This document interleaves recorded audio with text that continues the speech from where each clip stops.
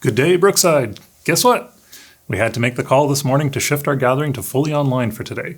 Those of you who regularly connect online, you won't notice a whole lot of difference today, except that it's maybe a little more crowded in the online service.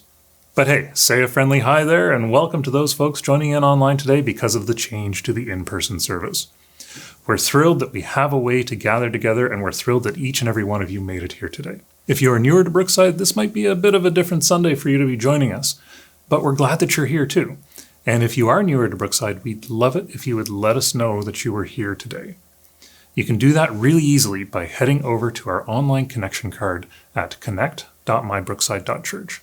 It's just a simple card to fill in, and when you do that, Brookside will make a donation to crisis relief work going on right here in our Ottawa region.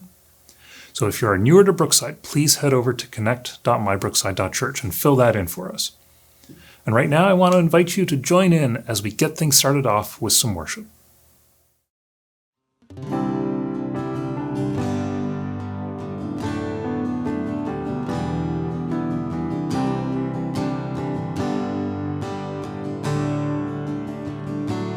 Bless the Lord, oh my soul, oh my soul, worship His holy name, sing like never before, oh my soul, I worship your holy name.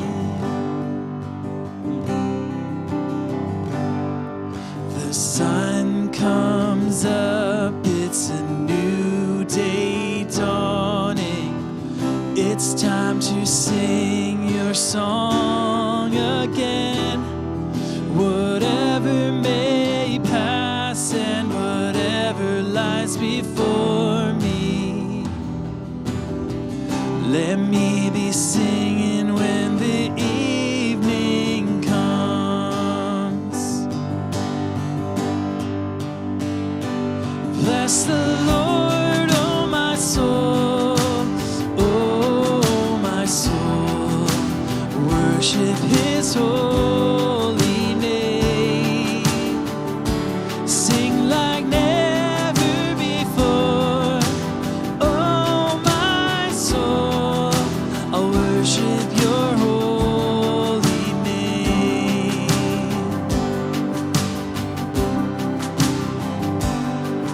You're rich in love and you're slow to anger. Your name is great and your heart is kind. For all your goodness I will keep on singing. 10,000 reasons for my heart to find.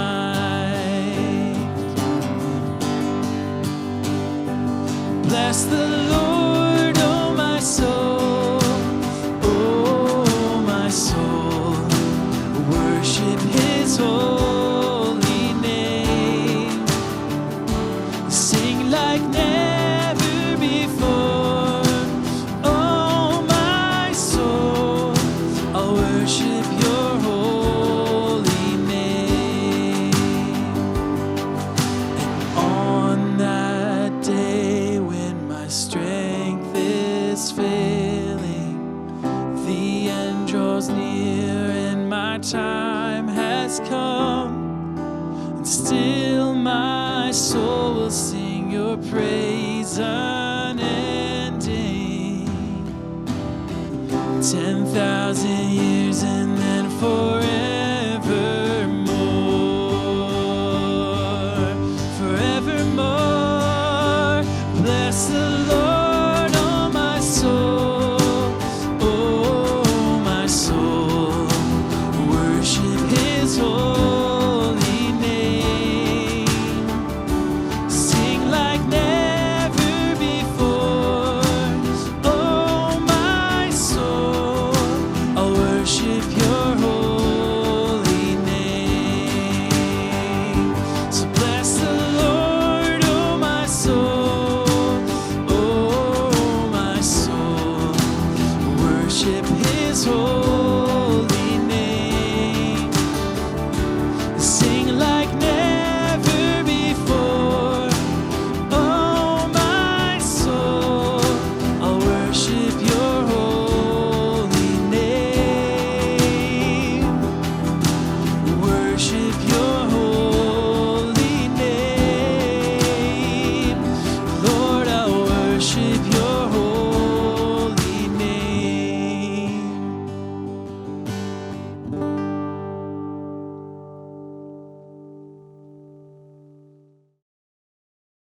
Hey everybody, my name's Greg. I'm the lead pastor here at Brookside. So glad that you're tracking with us today. Why don't we take a minute and pray, and then we are going to jump into the Word of God together. Heavenly Father, we are so thankful for your grace and your mercy in our lives. We're so thankful that we can lean on you and trust you and find strength and renewal in you, no matter what's going on in our world. And Lord, you know far better than us. There is a lot going on in our world these days.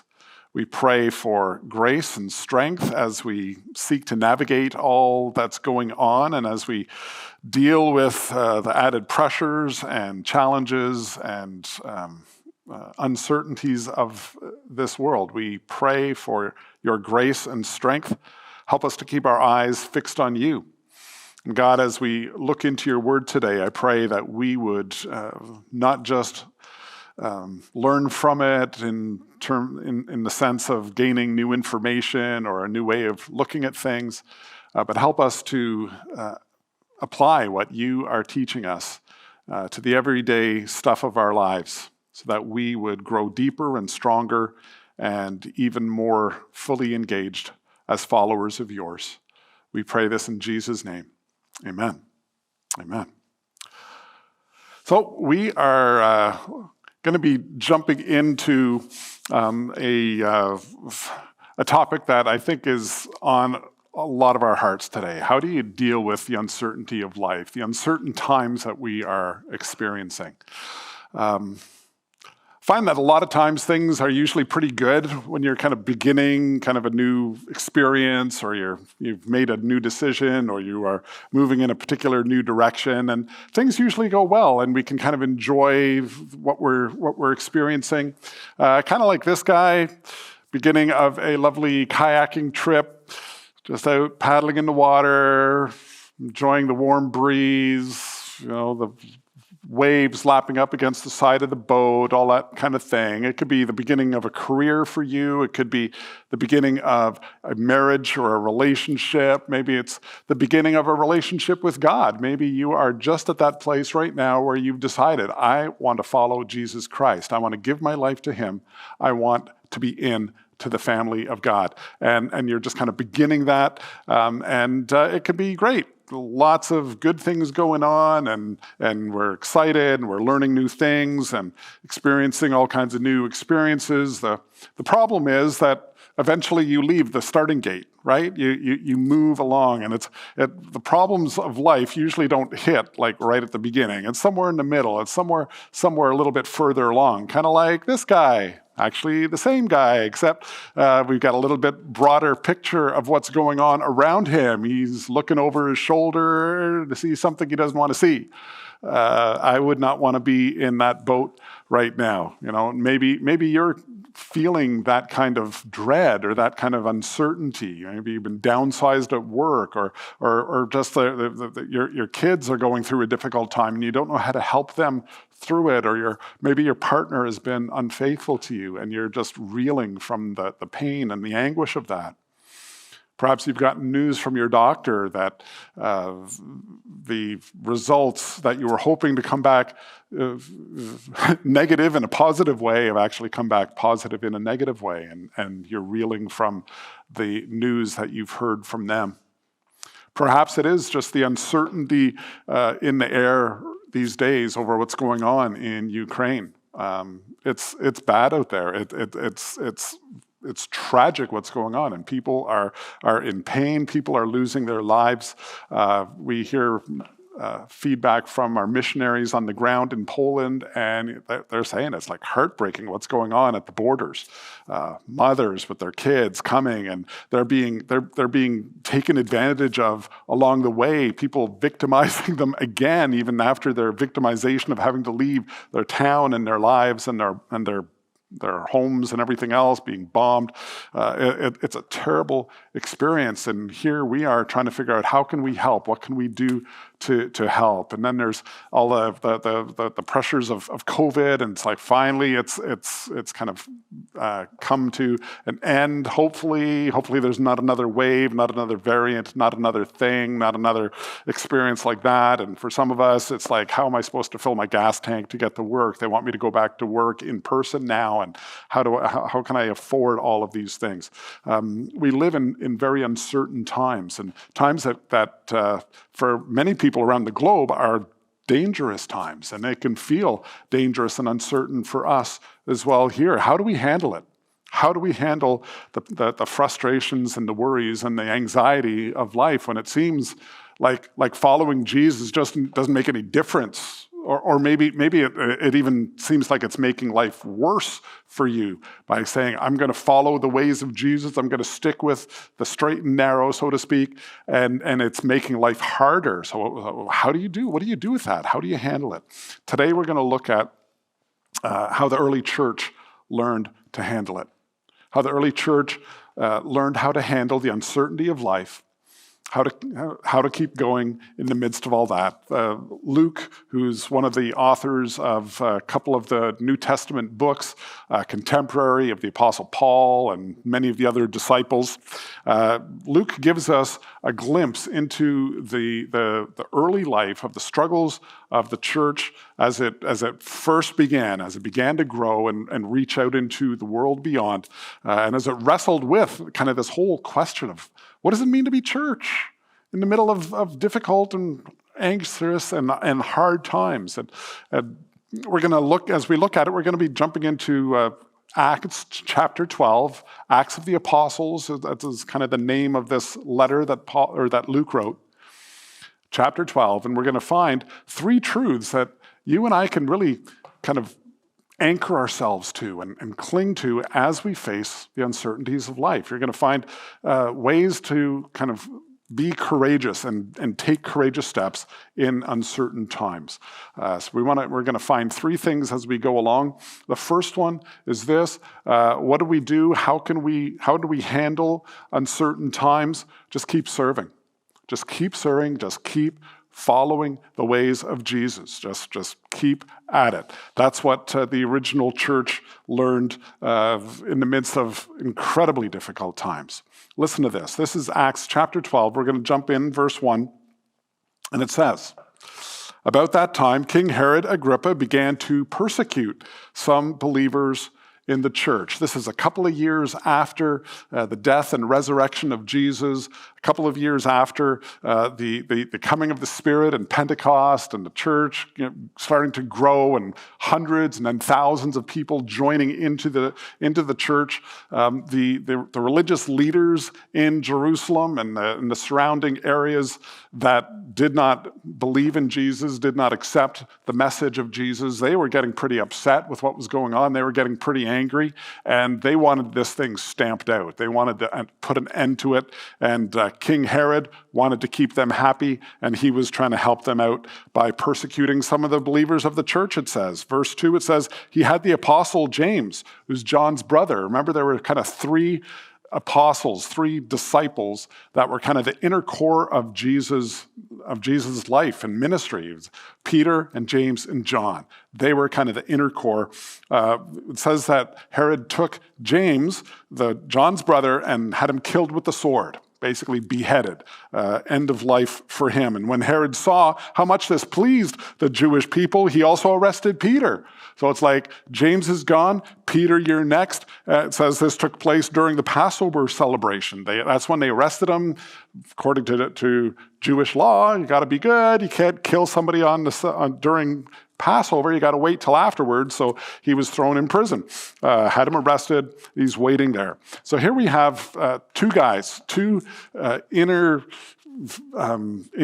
core key leaders of the early movement of the Christian church. Peter and James, and they were two of the three inner core of the church. They were they were, I'm sure, considered like absolutely essential to the growth and the life and development of the church. If there was anybody that God was going to protect and God was going to kind of keep a good hedge, a protection around, these were the guys. These were them. Like they should expect, from a human perspective, that God's going to kind of make sure that nothing happens to them, nothing too crazy.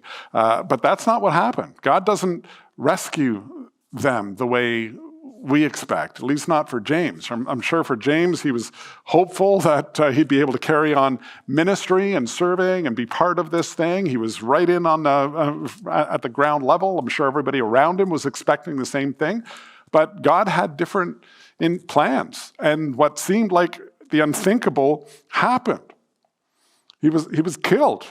Boom. Just like one simple line in the whole of Scripture. He was probably beheaded. He was killed by the sword. No apology from God.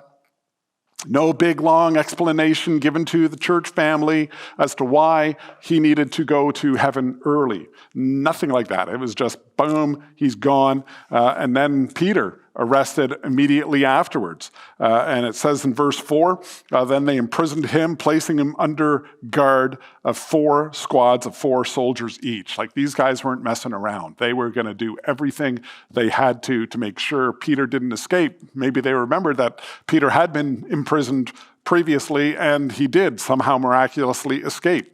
We know, if we believe the truth of the Bible, how he got out. But they were like, can't let that happen again. So like, instead of just being chained to one guard kind of thing, it's like 4 squads. Every 4 hours or every 6 hours, they would have been switching out, and they were watching over him, guarding him with their lives. And Herod intended to bring Peter out for public trial after the Passover. And that's kind of code for, let's set him up, string him up, and watch him burn. Like that was the plan. Mock trial, all that kind of thing. And then like the celebration of killing Peter and making sure everybody's all excited about that those that hated the church would have been thrilled. And that's what they were doing. And there was, again, no message from God, no escape plan, nothing seemed to be happening. So what did Peter do? What did Peter do in the midst of that? What do we find? He just kept serving. He kept following. He kept doing what he knew God was calling him to do until God gave him some other direction. Here's what I'm called to do. And he served God the best possible way, knowing that there were no guarantees. There's lots of eternal guarantees for every one of us who follows Jesus. If you follow Jesus, if you give your life to him, if you've asked him to forgive you of your sin, you have hope for eternity. Jesus is going to welcome you in to his eternal home. You are going to have all your sins washed away. You are going to have every pain and every challenge, every difficulty all gone. Your struggle with sin, your struggle with all the challenges of life over. It's going to be an amazing life. Those are guaranteed in Scripture for us. What's not guaranteed is what's going to happen between now and then, and how long it's going to be between now and then. Like those things are not guaranteed. And Peter understood that. None of us, or for all of us, it's the same. We don't have those guarantees from God. And too often we make assumptions about what God wants and what God's going to do. We expect God to always come through and rescue us and set us back free and all this kind of thing. And sometimes he does. Sometimes he acts in a miraculous way to bring about our freedom. Other times it's like, actually, it's time to come home now. It's time to come home.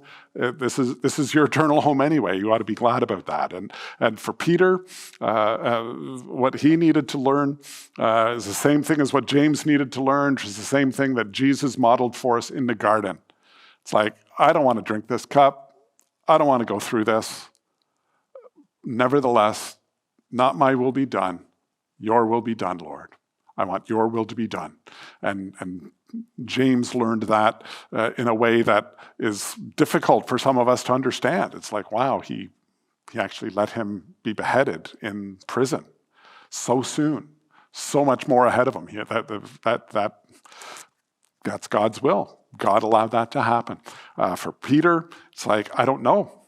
I don't know whether you're going to let me go, whether I've got another day or another month or another year or another decade. Who knows? You know, I don't. I'm going to trust you. That's the way that Peter was acting. And if you and I can get to the place where we can say the same thing, not my will be done, but your will be done, and actually believe that and actually want that, then basically everything else is fine. Whether he allows us to live till we're 110, or whether he takes us home this afternoon, it's his will that's being done. And we say, not my will, your will be done. And we can have peace and we can have confidence. We can even have joy in the midst of whatever we're going through when we understand that God is at work and we can trust him with all of that. So are you willing to put God's will ahead of your own? When you're willing to do that and just continue to serve him regardless of what's going on, then you can trust that he's going to do what's best. God does rescue. He rescues even those who don't expect to be rescued. He can rescue them. And that's what we find here in this passage. For James, he had one form of rescue. Like I said, he was brought to heaven early. For Peter, God had other plans. If you look down at verse 6, this is what it says. It says, while Peter was in prison, the church prayed very earnestly for him. We're going to come back to this topic of prayer in a little bit. But the church was praying earnestly for Peter. That night, before Peter was to be placed on trial, he was asleep, fastened between two chains, or with two chains between two soldiers, and the other stood guard at the prison gate. There's a couple of things here. First of all, he was in maximum security still, like we said. They're watching over him with their lives. They're going to make sure that he is ready to stand trial when the time comes. And the second thing is, Peter's asleep. He's able to nod off. He's having a rest. He's not freaking out. He's not worried about what's going to happen, even though he's been in jail for a few days now and he knows what happened to James. And he knows the next morning they're going to wake him up, they're going to drag him out, and they're going to string him up. That's the plan. And yet he's able to sleep. Incredible. Suddenly, verse 7, suddenly there was a bright light in the cell, and an angel of the Lord stood before Peter. The angel struck him on the side to wake him up. Imagine that. And said, quick, get up. And the chains fell off his wrists. And then the angel told him, get dressed, put on your sandals. And he did. Now put on your coat and follow me, the angel ordered. So Peter left the cell, following the angel. All of the time he thought it was a vision. He thought he was having a hallucination or a dream or a vision, whatever. He didn't even think this was happening. It says they passed the first and second guard posts and came to the iron gate leading to the city. And this opened for them all by itself. It's like, there he goes, and he just walks on through. They pass through and start walking down the street, and then the angel suddenly left him, suddenly disappeared, and Peter finally came to his senses. It's like, man, it's really true that this is actually happening. The Lord has sent his angel and saved me from Herod and from what the Jewish leaders had planned to do to me. Just incredible experience for Peter. Looking back on this moment later on, Peter was able, he actually wrote this to the church in 2 Peter chapter 2. Looking back, he's able to say this, he says, look, see, the Lord knows how to rescue godly people from their trials, even while keeping the wicked under punishment until the day of final judgment. He doesn't always rescue us, at least not the way we want or expect or hope or whatever, but he knows how to rescue, and he does it in his time, in his way, in order to accomplish his will. And again, if his will is our goal, if that's our desire, then it's all good. Incredible. If God's will is better served by our release from prison, God will do it. If God's will is better served by us remaining locked in prison or even losing our lives, if that's God's will, God will do that instead. We're on the road to maturity, to thriving as fully engaged followers of Jesus, even in the most uncertain of times when we can honestly say and pray and mean, your will be done, not mine. Here's my will. I know what my will is. I want to be safe. I want to be rescued, but your will be done. Do you feel trapped somehow? Like you're a prisoner? Maybe it's a job where you're expected to compromise your values in ways that you never thought you would be pressured to do. And you're trying to keep faithful to yourself and to God. Maybe your family is going through an incredibly rocky time and relationships are on edge in ways that you never thought would be possible. Maybe you're fighting a battle with addictions that nobody else knows about. And everybody thinks everything's great, and inside you're hurting and you're struggling and you can't seem to break free. Maybe you're struggling with anxiety over all the things that are going on in this world right now, and it's affecting your sleep and your work and your enjoyment of life, all these things. Whatever it is, follow Peter's example. Keep serving. Walk in obedience. Stop obsessing over how I can get out of this thing. Start asking, how can I please Jesus in the midst of this thing? Trusting that if it really is best and at the right time, God is more than able to rescue you from what you're facing. How do we handle uncertain times? Keep on serving. Secondly, keep on praying. Keep on praying. For some of us, that means get praying. Make that a priority in your life. Seeking God's protection and wisdom and grace and mercy and action through prayer. I'm sure the church, in this experience in Acts 12, I'm sure they were praying for James, not only for Peter.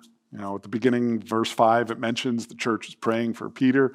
I'm sure they were praying for James as well. And now they're praying for Peter, but they knew what the odds were from a human perspective anyway. What did they do? Well, they kept on praying anyways.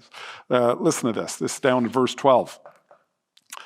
Again, this is talking about Peter. When he finally realized this, that he had been set free, he went to the home of Mary, the mother of John Mark, where many were gathered for what? For prayer. They were getting together to pray. They were seeking God together.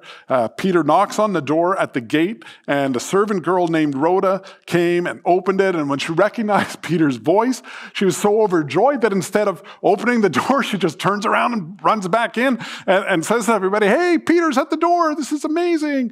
And they're like, "Well, of course he's at the door. We've been praying for him all this time. God answered." No, that's not what they said at all. They're like, "You're out of your mind. That's impossible," they said. When she insisted, they decided, well, it must be his angel. Like possibly a guardian angel from Peter that kind of looked like him or sounded like him or something like that. That was one of the popular ideas back in those days, or perhaps it was his spirit because he was dead already. All these possible things that were going through their mind. The last thing they thought was that it was actually Peter in the flesh standing at the door whacking away. Like that just didn't cross their minds. They didn't even think it was possible. Meanwhile, Peter, this is verse 16, meanwhile, Peter continued knocking on the door, and when they finally opened the door and saw him, they were amazed. Like, this is mind-blowing. This is incredible. How is this even possible? He motioned for them to quiet down. They were sure of a huge hubbub going on, and told them how the Lord had let him out of prison. And then he's like, "Tell James and the other brothers what has happened." And then he went to another place. Like, this is an incredible experience, an incredible situation. Here they were praying without any expectation of the prayer being answered.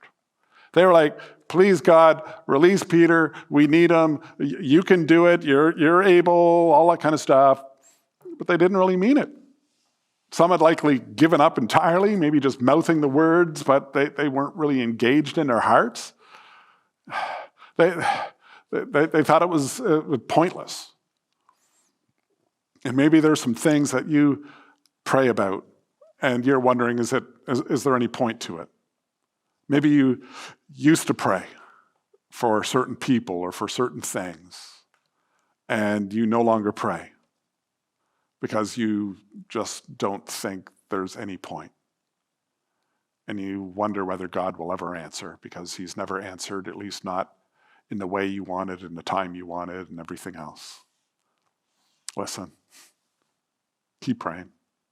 Keep praying. Don't stop. Don't stop until you get an answer. Until you get a definitive answer from God, either yes or no, or here's something else, or not the right timing, all those kinds of things. Just keep on praying. These folks, they prayed for James and they prayed for Peter, and in both cases they got an answer. Two different answers, two different ends of the spectrum. Neither were expected. One is dead, the other one is miraculously released. Incredible. But they kept on praying, even when they didn't understand. And to me, this is the great thing, is why we should keep praying, is God answers, and God answers even when we don't expect answers. Even when we're not really expressing the kind of faith that we should. Like, God is faithful, even when we are faithless. We can trust him. So keep praying. God answers. He will answer you.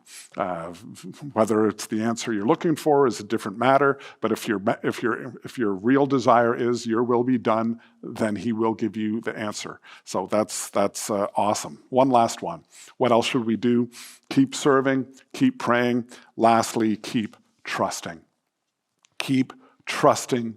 Keep trusting that God is in control, that God knows what's best, that God knows your situation, that God is able to solve the situation you're in, and he's able to rescue you. And if he doesn't, it's because there's some reason that he understands even when we don't. Like, we can understand that, and we can trust him, recognizing that, like, ground zero of his will, like, that's the best place to be. Even if it's with bullets flying and outwardly the most difficult situation you could face, if that's where God's will leads you, then that's the best place to be. Listen to this. This is verse 18. It says, "At dawn, there was a great commotion among the soldiers about what had happened to Peter. Herod Agrippa, he ordered a thorough search for him, and when he couldn't be found, Herod interrogated the guards and sentenced them to death. Afterward, Herod left Judea to stay in Caesarea for a while."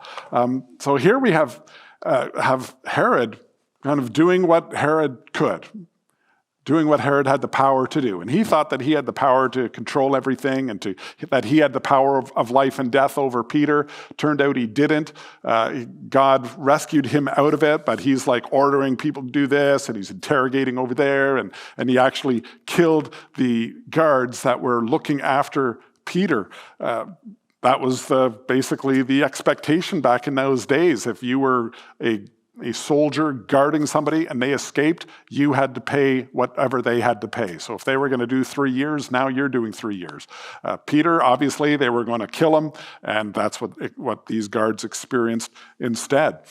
Peter was safe for the moment, but things didn't look good, either for him or for the Christian movement at that time. Like, Herod was on the warpath, and he was doing everything he could to stamp these guys out. And so were the religious establishment folks of their country. So what did they do?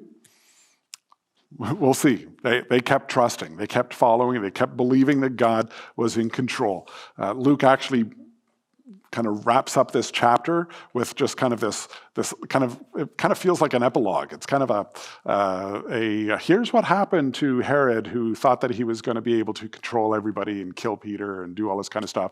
By the way, here's kind of what happened to him. So that's kind of where this chapter wraps up. Down at verse 20, it says, "Herod was very angry with the people of Tyre and Sidon." And we won't get into all the reasons why. So they sent a delegation to make peace with them, because their cities were dependent upon Herod's country for food. The delegates won the support of Blastus, which was Herod's personal assistant, and in the appointed day with Herod appointment was granted. And when the day arrived, Herod put on his royal robes and he sat down and made this speech. And we're told by one of the kind of famous historians of the day, Josephus, who was not a Christian, he noted that Herod was wearing this robe that was like woven from like silver. Like it was just blinding in its reflection of the sun and everything else. It was just like, imagine like this thing, polished silver. And when he was on the throne, they set up the throne, of course, in a way that the sun would kind of shine in, and there'd be like this beam of sunlight coming through the window or the open entryway, and it would land on him, and it'd land on his throne at that moment in time when he would bring them in and all this kind of thing. And he'd be like glowing, like it'd be incredible. And they were like, wow, this isn't, and of course they're buttering him up, trying to get what they want out of him. And they like give him this standing ovation and, oh, this is the voice of a God, not of a man. And there was Herod like basking in this groveling of the subjects under his control, thinking that he's got it made in the shade, and he's probably kind of giddy with the high of his control over these people and power over the masses and all that kind of stuff. And for the people of God, in a moment like that or in an environment like that, it's like, man, there's not much reason to trust in God. Like, what's God, what are we going to do? Oh, we're believing in God, and here's Herod just ready to do whatever he wants to do, and he's in absolute control. And thankfully, the people of God weren't going that way. They were continuing to trust. They were continuing to rely upon the Lord and follow him and all that kind of thing. And this is what happened. It said, verse 23, instantly, an angel of the Lord struck Herod with a sickness because he accepted the people's worship instead of giving glory to God. So he was consumed with worms and died. It's like, wow. So much for Herod. He thought he was all that, and now he's worm food. Like, that was the end of Herod. Meanwhile, verse 24, and this is how the story ends at this point. Meanwhile, the word of God continued to spread, and there were many new believers. The followers of Jesus were continuing to follow. They're continuing to believe. They're continuing to trust. They're continuing to share the message of good news. So, what did they do? They kept trusting. What do we need to do? We need to keep trusting. Keep trusting. Trusting that God settles the scores in the end. He balances everything out.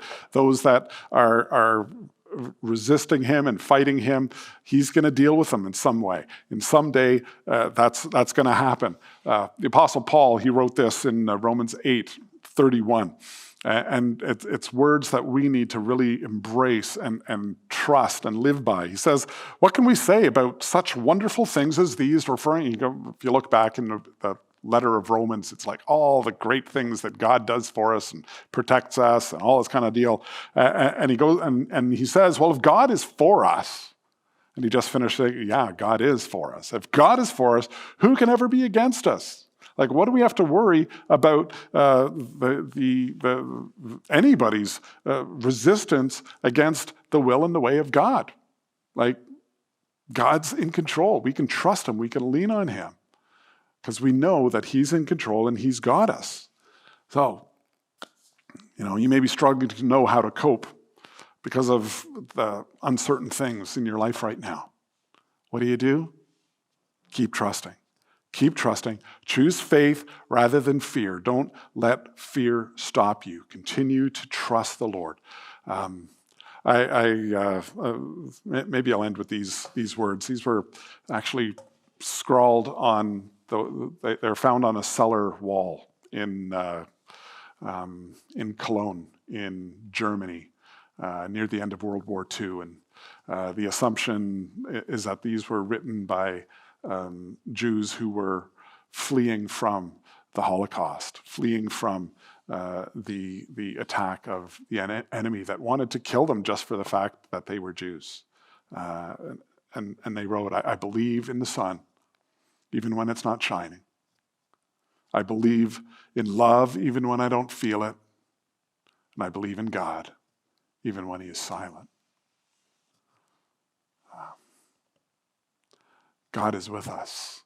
If we have surrendered to him, if we're walking in obedience to him, all we need to do is to keep trusting, keep leaning on him. He will lead the way for us. He will lead us through. We can keep serving. We can keep praying. We can keep trusting. God rescues, God releases, God saves, God answers, even when we're not expecting it, even when we don't think he's going to. He comes through. We can lean on that each and every day. Let's pray. Father, we thank you for your love and grace. We thank you for the fact that we can lean on you and trust you in every situation and every moment. Lord, there's so many things that we don't understand. There's so many things that we assume should happen and they don't, or we assume could never happen, but they do. And yet you are still on your throne. And you are still working out your will and your way. And you still call us to trust you and to cry out to you and to follow your example. And God, I pray that we would do that each and every day, no matter what we face, no matter what's going on, no matter what difficulties may be around the very next corner. Help us to lean on you and trust you and know your peace and your grace, even in uncertain times. We pray this in Jesus' name. Amen.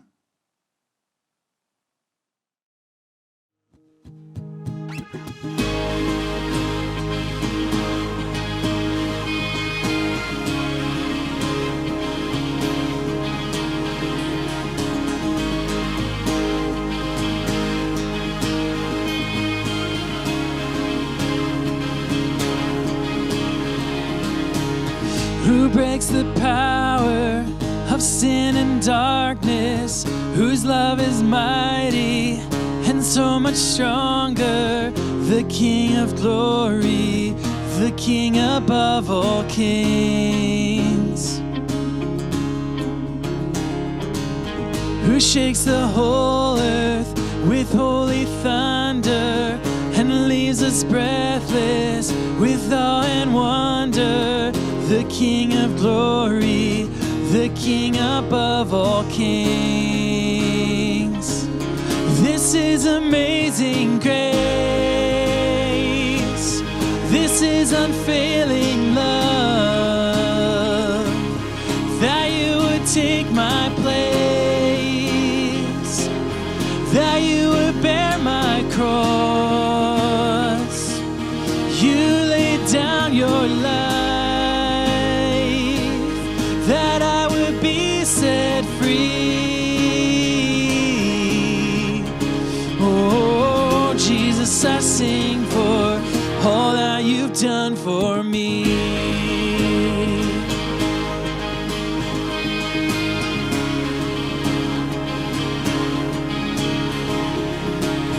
Who brings our chaos back into order, who makes the orphan a son and daughter, the King of glory, the King of glory, who rules the nations with truth and justice, shines like the sun in all of its brilliance, the King of glory, the King above all kings. This is amazing grace. This is unfailing love, that you would take my place, that you would bear my cross. You laid down your life, that I would be set free. Oh, Jesus, I sing for all that you've done for me. And worthy is the Lamb who was slain, worthy is the King who conquered the grave, worthy is the Lamb who was slain, and worthy is the King who conquered the grave, worthy is the Lamb who was slain, and worthy is King who conquered the grave, and worthy is the Lamb who was slain. Worthy, worthy, worthy, yeah, this is amazing grace. This is unfailing love, that you would take my place, that you would bear my cross. You laid down your life, that I would be set free. Oh, Jesus, I sing for all that you've done for me.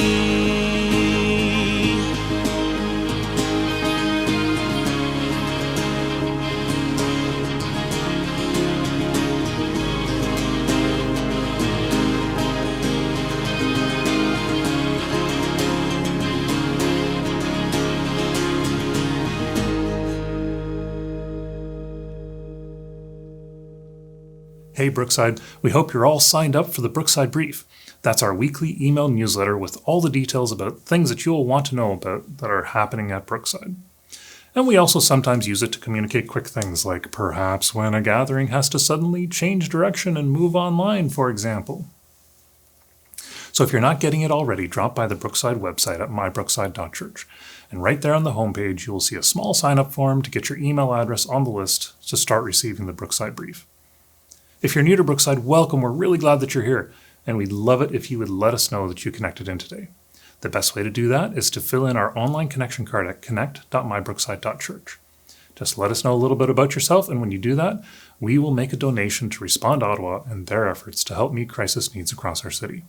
So connect with us. We'd love to meet you, and we'd love to make that donation to help with crisis response in our city at the same time. Just head over to connect.mybrookside.church. Our mission here at Brookside is to help develop fully engaged followers of Jesus. One way that you can help see more of that happen in our community is to give. Thank you so much for giving generously to Brookside. You are helping to keep the lights on, you're helping to keep the building heated, but more than that, you're helping to connect more people to Jesus. Our friends, our neighbors, people in our workplaces. If you want to give, you can do that easily and conveniently through e-transfer or pre-authorized debit. If you want to give by cash or check and you are coming out in person, you can drop that off in the offering box at the back of the room on your way in or out. More details about all of your options for how to give are available at mybrookside.church/giving. Thanks again for gathering with us today. We hope to see you again soon.